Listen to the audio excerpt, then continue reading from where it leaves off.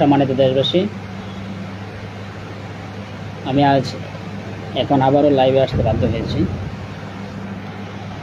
আমি যেটার জন্য এখন আবার লাইভে আসলাম, একটু আগে দেখলাম যে মহামান্য রাষ্ট্রপতি বেশ কয়েকজন রাজনৈতিক নেতৃবৃন্দ এবং উচ্চপদস্থ কর্মকর্তাদের সঙ্গে বৈঠক করেছেন।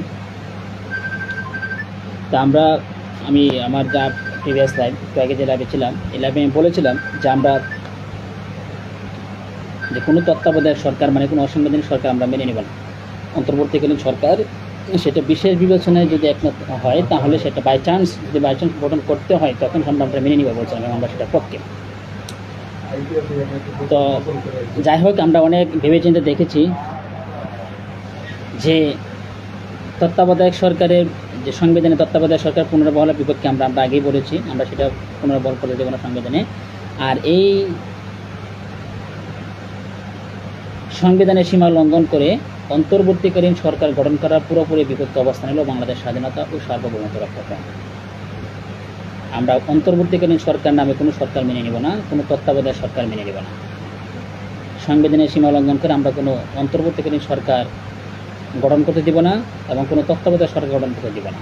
ইনশাল্লাহ সংবিধান সংশোধন করে কোনো তত্ত্বাবধায়ক সরকার এর বিধান সংসদে পাশ করতে দিব না। সম্মানিত দেশবাসী, আপনারা জানেন যে তত্ত্বাবধায়ক সরকার প্রসঙ্গটি এটি একটি অগণতান্ত্রিক ইস্যু, অগণতান্ত্রিক বিষয়। এটিকে আমরা মেনে নেব না, মানি না, মানব না।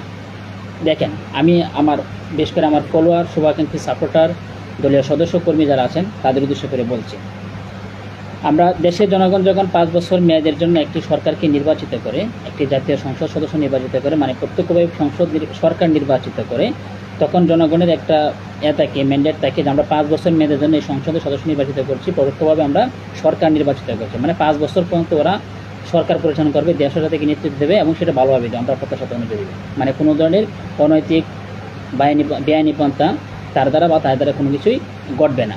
তার মানে তাদের উপর পূর্ণ আস্থা রাখা হয় 5 বছর মেয়াদের জন্য। তো আমার কথাটা হচ্ছে, আমরা 5 বছর মেয়াদের জন্য যে একটা দলকে আস্থাশীল হয়ে 5 বছর মেয়াদে নির্বাচিত করতে পারি, তাকে আমরা কেন মাত্র 3 মাস মেয়াদের জন্য, আর 3 মাস মেয়াদ মানে 5 বছর মেয়াদের আগে 3 মাস শেষ করতে হয়, আমি বলতে সেই 3 মাস সহ কেন তাকে আমরা নির্বাচিত করতে পারি না, তারপর আস্থা অর্জন করতে পারি না কেন? হয় বিএনপি সহ অনেক রাজনৈতিক দল সেটা পারে না কেন, পারবে না কেন? আমরা সেটা বুঝতে পারি না। আমরা সেটার বিপক্ষে, আমরা সম্পূর্ণ সেটার বিপক্ষে। একটি অসাংবিধানিক পন্থা, একটি অগণতান্ত্রিক পন্থায় কেন সেটা করা হবে? আওয়ামী লীগ সরকারের আমলে তত্ত্বাবধায়ক সরকার বিধান বিলুপ্ত হয়েছে সংবিধান থেকে, এবং সংবিধানের 75 সংশোধনী পাশ হয়েছে, যে সংশোধনীর মাধ্যমে সংসদ বহাল রেখে এবং ক্ষমতাসীন সরকারের অধীনে নির্বাচনের কথা বলা হয়েছে। তো আওয়ামী লীগ সরকার ক্ষমতা থাকা অবস্থায় নির্বাচন সুষ্ঠু হয়নি, এজন্য কি তাকে ক্ষমতা থাকতে দেওয়া হয়েছে, অবশ্যই তাকে ক্ষমতা থেকে তুলে দিতে হয়েছে। কারণ আবার এখানে তত্ত্বাবধায়ক সরকার ইস্যুটা আসবে, এটাই আমি বুঝতেছি না।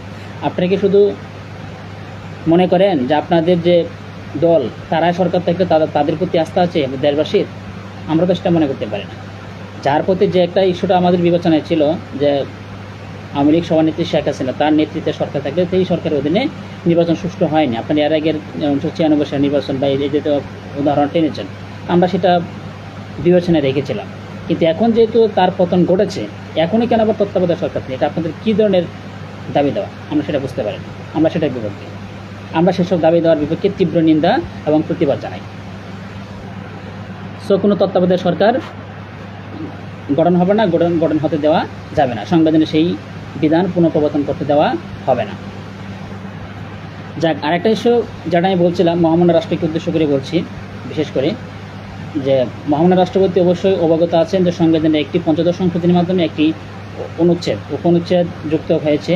সেটি হলো যে কোনো ব্যক্তি এই সংবিধানের অবৈধ পন্থায় রাষ্ট্র ক্ষমতায় যেতে পারবে না।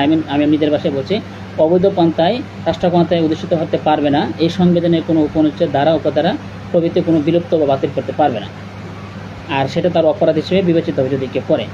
তো সংবিধানের রিসার্চ গবেষণা করে, অনুসন্ধান করে আমি যে বিষয়টি সিদ্ধান্তে উপনীত হয়েছি যে অন্তর্বর্তীকালীন সরকারটা গঠন করার জন্য আপনি সম্মতি দিয়েছেন, সিদ্ধান্ত নিয়েছেন যাই হোক, আপনার মাধ্যমে সিদ্ধান্ত হয়েছে, যদি বলেন আপনার উপস্থিতিতে, যদি আপনার সেটা সরাসরি প্রত্যক্ষ, আমি যেটা মনে করছি প্রত্যক্ষত পরীক্ষা যদি আপনার সম্মতি নাও থাকে বা অনুমোদন নাও থাকে, তাহলে যে সিদ্ধান্ত নেওয়া হয়েছে এবং আপনি সেটা গতকাল আপনার জাতির উদ্দেশ্যে ভাষণ সেটা প্রকাশ করেছেন, যে তাহলে আমরা বলছি এই যে অন্তর্বর্তীকালীন সরকারটা গঠন করছেন বর্তমান সংবিধান অনুযায়ী, দেশের আইন অনুযায়ী সেটা বেআইনি হবে। সো কোনো ধরনের অন্তর্বর্তীকালীন সরকার বাংলাদেশ স্বাধীনতা ও সার্বভৌমত্ব রক্ষা ফ্রন্ট মেনে নেবে না। আর সংবিধানের ৫৫ সংশোধন অনুযায়ী এই অন্তর্বর্তীকালীন সরকারে যারা থাকবে, যদি গঠন করেই ফেলেন, তারপরও যদি বাইচান্স গঠিত হয়, আমরা কিন্তু সেটার বিপক্ষে, এই অন্তর্বর্তীকালীন সরকারে যারা থাকবে তারা অপরাধী হিসেবে বিবেচিত হবে এবং ভবিষ্যতে বাংলাদেশ স্বাধীনতা ও সার্বভৌমত্ব রক্ষা ফ্রন্ট তাদেরকে আইনের আওতায় নিয়ে দৃষ্টান্তমূলক সাজা প্রদান করতে বাধ্য হবে। সো দেশবাসীর উদ্দেশ্য করে বলছি, আপনারা এই ধরনের অনৈতিক এবং বেআইনি দাবি দেওয়ার পরিপ্রেক্ষিতে বিভ্রান্ত হবেন না। বাংলাদেশ স্বাধীনতা ও সার্বভৌমত্ব রক্ষা ফ্রন্টের নেতৃত্বে অবৈধ সরকার গঠনে অবৈধ সরকার হটাইতে বিশাল ভূমিকা পালন করেছেন, অবৈধ সরকার ফুটিয়েছেন আমার নেতৃত্বে, যে যাতে মনে করেন অবৈধ সরকার ফুটিয়েছে, আমরা অবৈধ সরকার ফুটিয়েছেন। তো এখন আমরা চাই না দেশের কোনো সমস্যা হোক, দেশের সংবিধানের কোনো সমস্যা হোক, দেশের সংবিধানের প্রতি অবজ্ঞা প্রকাশিত হোক, আমরা সেটা চাই না। দেশের সংবিধান লঙ্ঘন করে সেটা আমরা চাই না। এতে দেশের জাতির করে আর বিশাল সমস্যায় পতিত হতে পারে।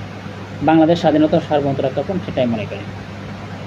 সো আমাদের যে এখন সম্পূর্ণ অবস্থানটা হচ্ছে, বাংলাদেশ স্বাধীনতা সার্বভৌমত্ব রক্ষা ফ্রন্ট তার নিজস্ব অবস্থান স্পষ্ট করেছে, আমরা কোনো অসাংবিধানিক অবৈধ বেআইনি সরকার মেনে নেব না।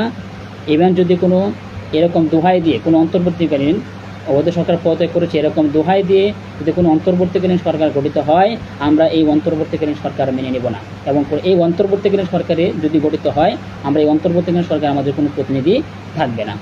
আর ভবিষ্যতে এর সাথে যারা যুক্ত থাকবে প্রত্যক্ষত পরোক্ষভাবে ইনশাআল্লাহ তাদের বিচার আওতায় আনা হবে। জয় বাংলাদেশ। বাংলাদেশ দীর্ঘজীবী হোক।